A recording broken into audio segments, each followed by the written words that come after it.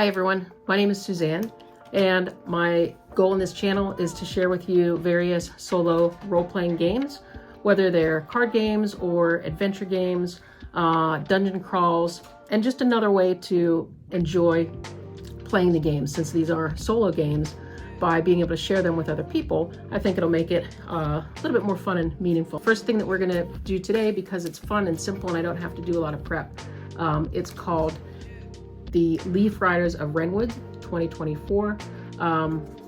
It is by Sundial Games. They make one of these a year. I believe this was maybe their 4th year. Last year's physical calendar is still available, as is this year's. The 2 previous years are available for purchase just in PDF format. And there are some designs online where you can 3D print a holder like this if you get one of the PDF versions. The Riders of Renwood is the game that we're going to be playing today. I got myself kind of a matching design little kit to keep everything in, aside from the calendar. And so inside of here, I have some of the spare calendar pages that I've already pulled off. I'm going to keep them for a little while. I did explain why later.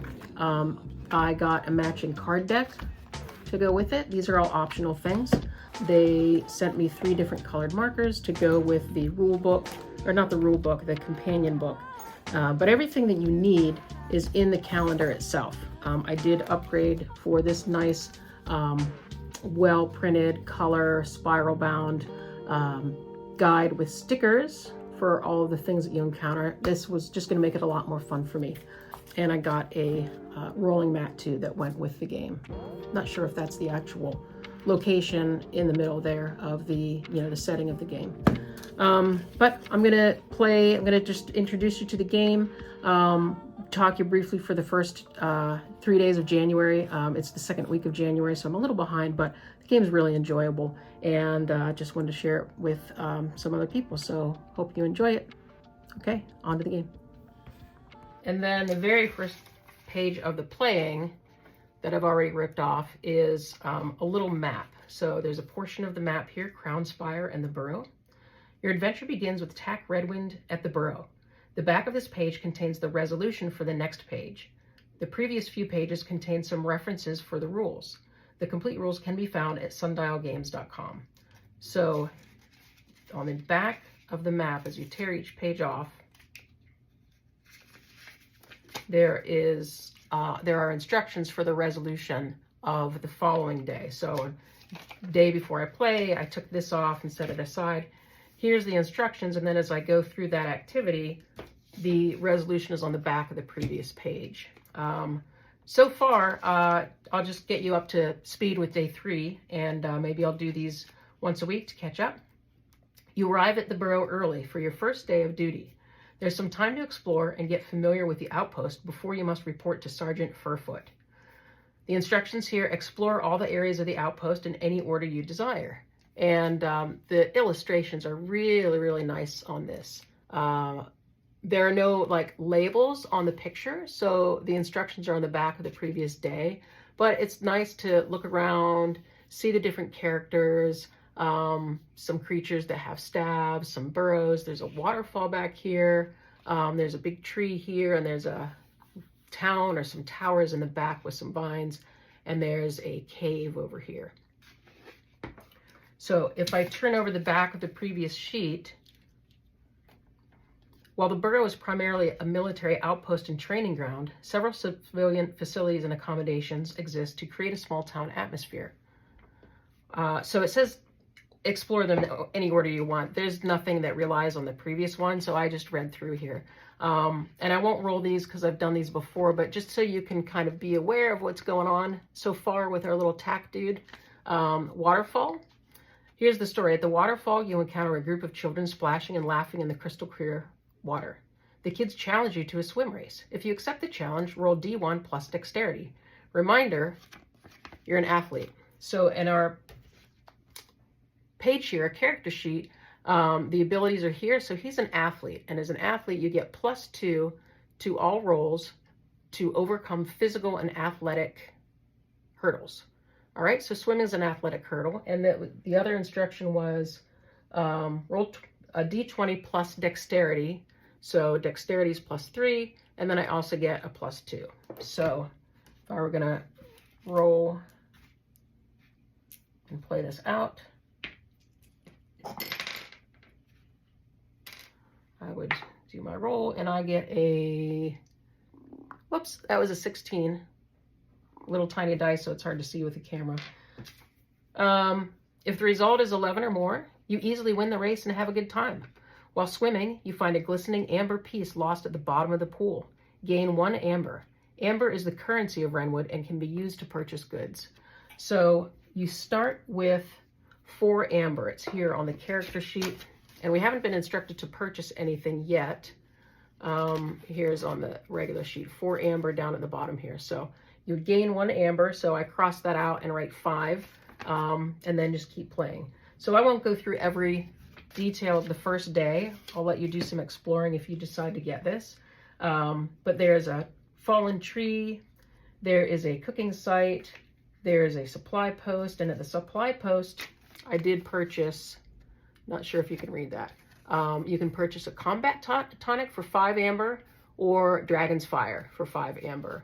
And it tells you what they're used for, and the tonics and everything, I believe that there are stickers for those in the back of the book if you wanted to keep track of them graphically. I haven't gone through everything yet, but there's just some really beautiful artwork in here. Okay, so let's just say I've done day 1 and I purchased a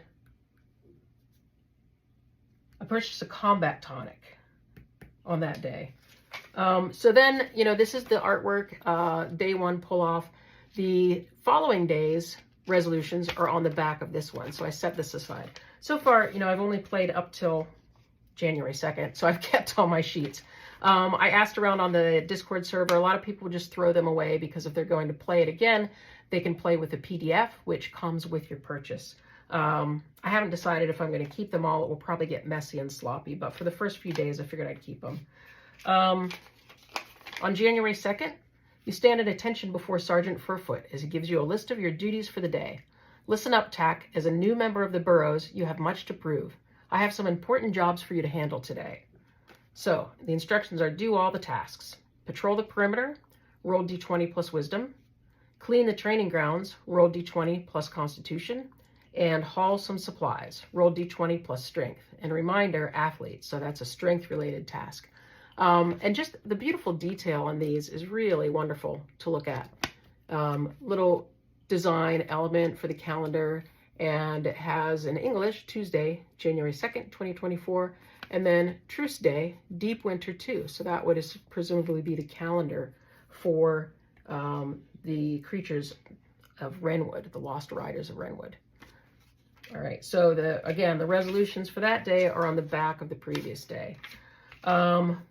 And I actually did play through January 3rd. I'll show you this. It's a fun little map. So on January 3rd, listen up, soldier. We've got a situation on our paws. The bunkers have been overrun by an invasive root wreaking havoc on our infrastructure.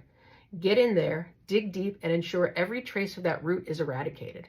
So as you go through the burrows, each chamber is numbered, and there are instructions on the back of the previous day to get the outcome of each one. And I do remember doing this the other day, and I rolled really low on everything. I did get the warding ointment from this expedition, and you get a D4 added to a single defense roll with a warding ointment. So let's just go ahead and play the next day so that I'm not just reading you all these cards. So I'm going to take January 3rd off. Today's answer, so I'm playing for January 4th. Today's answers will be on the back of this page, the instructions. All right, so let's read this together. The scratching stops and starts sporadically. You listen closely enough to understand that it is coming from below the floor. According to what you were told, there should be no room below you. So presumably he's in these burrows somewhere, I guess. So here's the options. Number 1, grab onto a nearby ledge, jump to safety, and use your command of the wind to slow your fall. All right, so let's go ahead and do these. Sorry about my dog. He's pretty happy about whatever's going on outside, but I'm just going to keep plowing through. I know it's probably not super professional and it's probably a bit distracting, but who doesn't love dogs? Okay, so grab onto a nearby ledge, roll d20 plus strength. Seems like there should be athlete there, but they don't have the reminder. So d20 plus strength. So Tack's strength is 0. I guess because he's a tiny little squirrel. All right, so d20. You know what? I'm going to use a bigger die so that you guys can see. Just have a little cloth muslin die bag here. So here's a 20. Here's the one that's a little bit more contrast. All right. Oh, and of course I had to purchase or find a nice bag to hold all my supplies in for this particular game, so I can just grab it off the shelf and play it whenever I want. My thought was that I would play it at work. I'm sitting here at my work from home desk, and it takes up just a tiny bit of space. I figured during a 5-minute break I could play a day, and yeah, just thought I would share it with you guys. All right, so the scratching starts. There should be no room below you. Grab onto a nearby ledge. So roll d20 plus strength. That is a 12. So on the back of the previous day, grab onto a nearby ledge. If the result is between 8 and 14, you manage to grab onto the ledge, but your grip is weak. You struggle to pull yourself up, but eventually you fall. You take 1 damage. Reduce your health by 1. Rats. Dang it. So our health is here. We started with a max of 10. I've already lost 2 from the previous day, so I'm going to reduce that to 7. Okay, next is jump to safety. Roll d20 plus dexterity. Reminder athlete. All right, d20 is a 10. Come on, Tack. Plus dexterity is 3. Plus 2 for being an athlete. So that is 15. What you got, Tack? If the result is between 8 and 14, you jump for the edge but don't have enough momentum to carry you over. You balance on the rim before falling backwards into the hole. Reduce your health by 1. Oh boy, Tack. So last thing is use your command of the wind to slow your fall. D20 plus Constitution. 20, yes, natural 20. Plus Constitution is 1, so 21. Do we get a bonus? If the result is 15 or more, your master of the wind shines as blades of air wrap around your fur and slow you down enough to land softly on the ground. So no bonus or treasure, but we didn't get hurt, at least hurt any further. So I'm going to wrap it up there. I hope you enjoy sort of watching me discover and learn about Tack and his abilities. It's going to be a fun adventure. I'll try to update this, every couple of days. And if you have any other suggestions about how to make this more fun, right now I'm just playing it very mechanically, using the character sheet, marking numbers off, and it's a fun visualization game.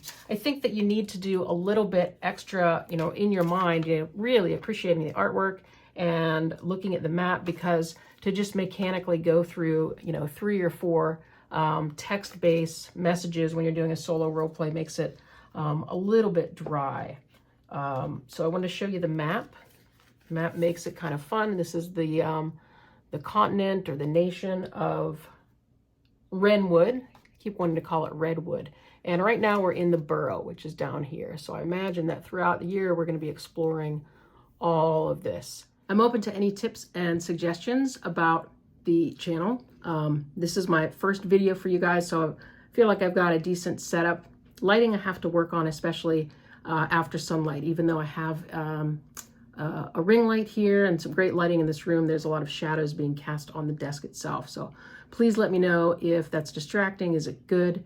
Is the area where I'm showing, can you see things? Should I zoom in closer? Do you want to see more of the game? Do you want to see less? So feel free to let me know.